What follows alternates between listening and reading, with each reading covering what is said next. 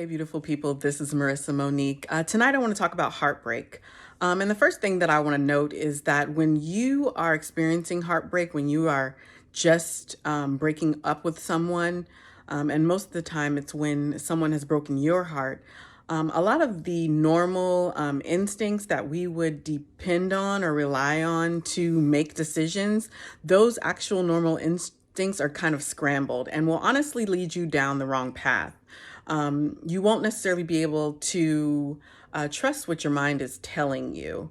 We know that from what research says, having a clear understanding of why our relationship ended is key to helping us move on. Yet, sometimes we don't buy the reason, like we could go through a breakup, and someone, our partner who's breaking up with us could tell us, hey, why this isn't working out. And it's like, we're trying to dig for another reason, for a different reason. And when our heart is broken, we'll reject the simple reason that they gave us. If they were actually telling the truth and giving us an honest reason, an honest explanation for why the breakup is happening and why things ended. Heartbreak can cause us to create mysteries and conspiracy theories. It will cause our mind to spin and ruminate as to why this thing has happened.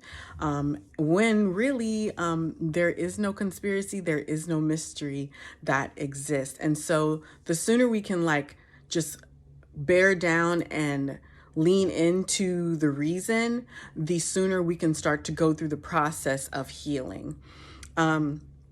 Because if you don't accept a reason, you can become obsessed with creating reasons and trying to understand why the breakup happened. It can almost be like getting a fix when you're addicted to a drug. That's how obsessed you can become. Getting over heartbreak is not a journey, but it's a fight, y'all.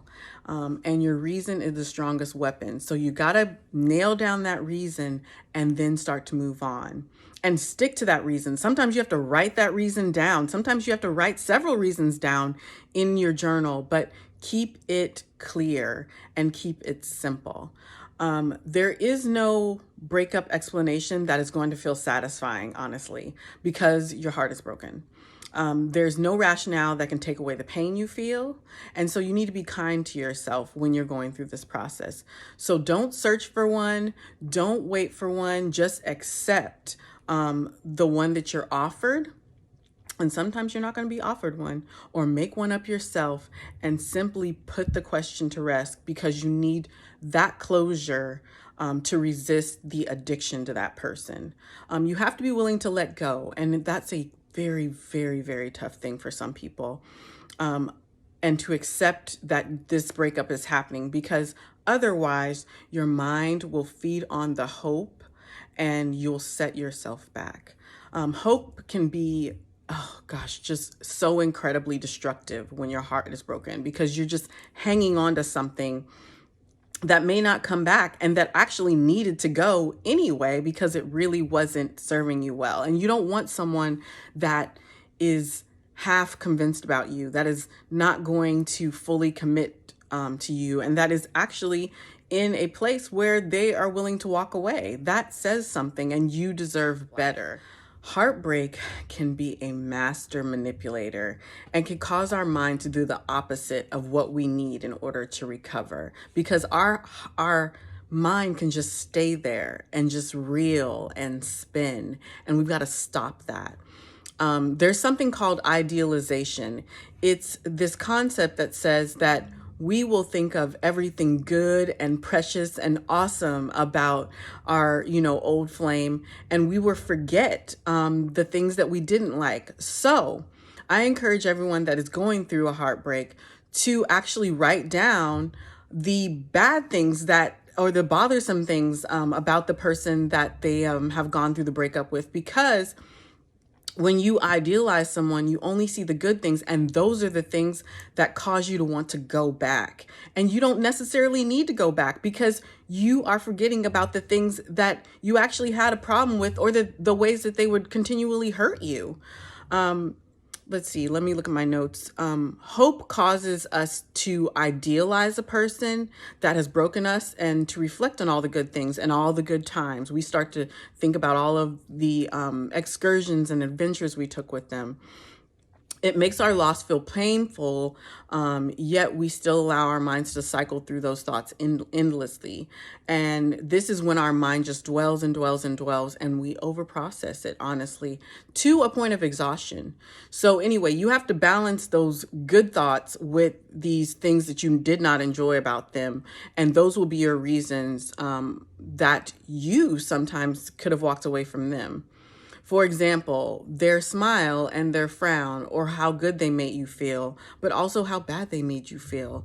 Make a list of all their bad qualities, like I said, and keep it in your phone for quick reference, because when you first experience heartbreak, you're going to have moments. And those moments, those reminders, those good time reminders are going to happen in the grocery store. They're going to happen when you're taking a flight somewhere. They're going to happen, you're going to be triggered when someone mentions something. You're going to be triggered when you see someone doing something that you would normally do with your partner when you're out and about. And so your mind will tell you that they were perfect and that your relationship was perfect when neither one of those are true. And if you want to get over them, you have to remind yourself of that frequently, that it wasn't perfect. Feeling alone and in pain can significantly impair our intellectual function, turns out, as studies show. Heartbreak shares all of the same hormones as traditional loss and grief. So like I said, be kind to yourself, give yourself grace. Those normal issues that come along with heartbreak are insomnia, intrusive thoughts, immune system dysfunction, feeling like you're run down, anxiety, depression. All of those things are normal for heartbreak. So to heal heartbreak, you have to fill the empty spaces in your life that the person left. Create a new normal. Socially, you identify who you are and what your life is about, the missing activities, even the pictures hanging on the wall. We have to create new memories, new spaces for those, replace those things with new things. Don't get consumed with the search for your explanation, like I said before, as to why it fell apart. It is unnecessary. You just need to move forward. If you refuse to be misled by your mind and these idealizations, and you take steps to heal, you will significantly minimize your suffering and you will be more present and more engaged in your life. This is with your friends, your family, your job. If you know someone who has experienced heartbreak, have compassion, because the social support of that person's village can be profoundly useful in their recovery. Have patience, be loving, be caring, because it's going to take each person longer to move on than you think it should. And so you need to provide support. Be there to listen and just listen. And it's okay to say, hey, I don't know what to say to you, but I'm here to listen. If you were going through heartbreak yourself, you have to be diligent within the battle of your mind. Be very, very diligent. Like I said, make those notes in that phone and do all the things to redefine your normal. Anyway, that's the first part of my talk on heartbreak. Be blessed.